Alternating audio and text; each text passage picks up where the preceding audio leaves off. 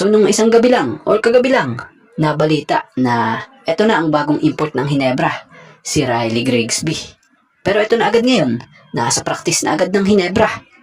Spotted nga sa kanyang pagdating sa Hinebra. Credit kay Sunny Esteel sa nag-upload ng video. Maging dito, kay Manny Hinebra Boys, credit po and thank you. So kita mo naman na wala talagang sinasayang na oras ang bagong import na to ng Hinebra. So matatanda ang dahil nga sa mga injuries ni Justin Brownlee ay napilitan nga po ang Hinebra na kumuha ng pansamantalang pumalit sa kanya. Kaya naman, kinuha nila ang serbisyo ng batang forward mula sa NBA G League sa koponan ng Sioux Falls Sky Forces, kung saan sa 8 laro ay 2 beses itong nagsimula. Bagamat hindi ganun kataasan ng kanyang numero sa nasabing liga, pero yung sipag sa rebound, dirty plays at experience sa murang edad ang mga posibleng dahilan bakit siya napusuan itong si Coach Tim Cone.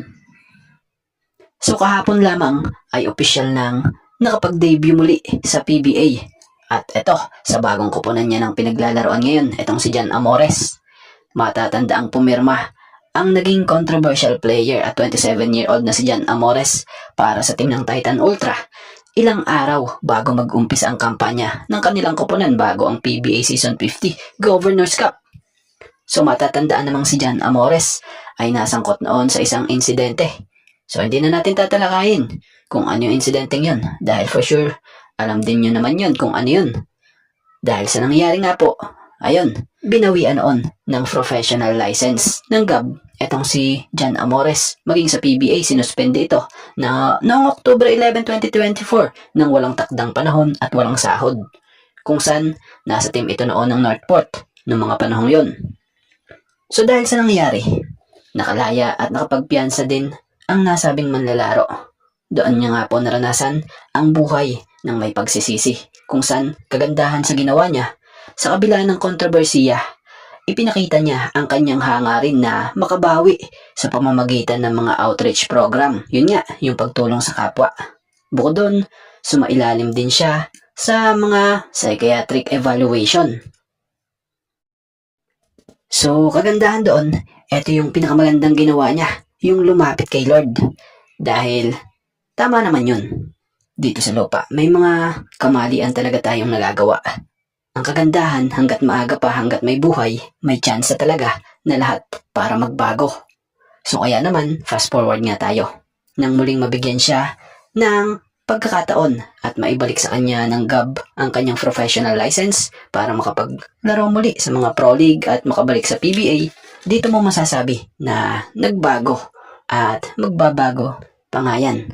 So kagandahan dito kung itutuloy-tuloy niya nga ito ay talagang makakabawi siya sa lahat ng mga pagkukulang at kamalian niya noon. So sana ito na. Dahil ayun nga, sa pagbabalik PBA niya, marami ang mga naging paalala din ni PBA Commissioner Willie Warshall sa kanya. Kung saan, ayun nga, ang daming pinagbawal sa kanya. Bawal na raw umano ito na makisali sa gulo. Dahil yun na lang yung last chance niya sa PBA. Ang kagandahan kay Jan Amores, nalaman na niya nga kung gaano kahirap mawalan talaga ng ganitong trabaho.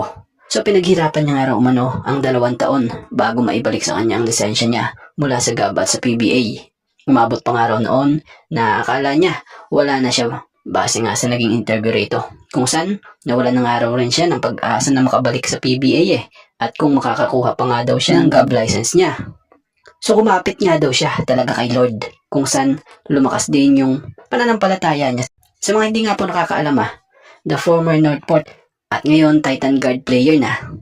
Ayon rito, his 2-year absence strengthened his faith, sharing that he became more active in church and was guided by pastors who helped him grow closer to God.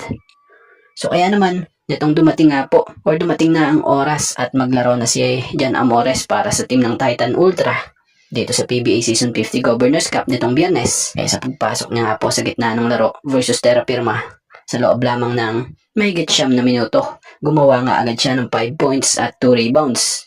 So kung tutuusin, goods na rin yun na performance para sa bago pa lang nagbabalik. Bagamat natalo ang Titan Ultra, napakita naman ni Jan Amores kahit nasa maiksing minuto ay naipakita niya yung kaya niyang itulong para sa oponang ito.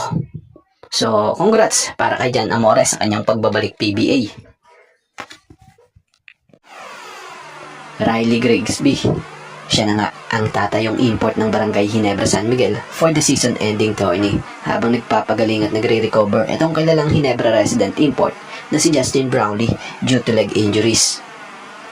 So alam nyo ba, isa pala sa naging dahilan kaya nagtiwala agad si Coach Tim dito kay Riley Grigsby ay dahil sa matatag na pagrekomenda sa kanya ng mga coaches.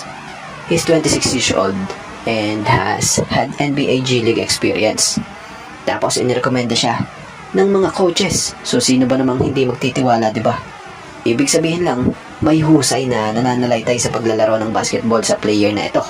Dahil hindi naman yan ire-recommend kung hindi yan magaling, di ba? So ibig sabihin yan, mahusay din talaga. Kaya naman, para kay Coach Tim, excited na nga siyang makatrabaho ito. So tingnan natin kung ito ba'y makita natin hanggang sa buong conference ng PBA Governors Cup Season 50 or hanggang sa makarecover lang itong kilalang Ginebra resident import na si Justin Brownlee mula sa injuries.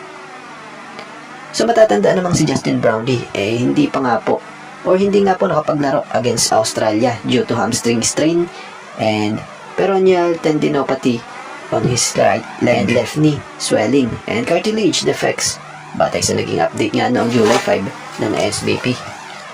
So ngayong nagre-recover si Justin Brownlee, ang kilalang resident import ng Barangay Ginebra at Gilas Pilipinas Naturalized, ay dito muna tayo patungkol sa pinakabagong nakuhang import or napiling import nitong sila Coach Tim para sa Ginebra.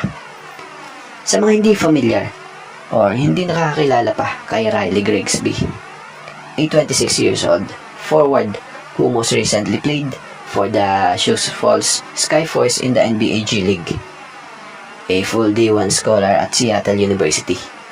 The California-born KJ first competed in the FIBA 3x3 before joining AB Contern of the Luxembourg Basketball League for the 2024-25 season, and then headed to the G League months later.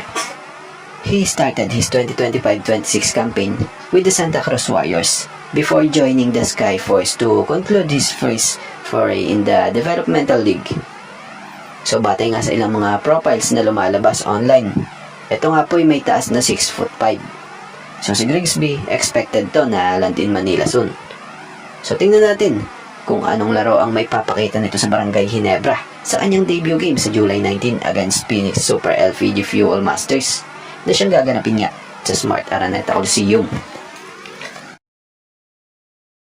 At bago nga ang lahat, baka naman po pwedeng makahingi ng isang subscription para sa ating channel or pakifollow na rin po kung nagustuhan nyo ang ating mga basketball update.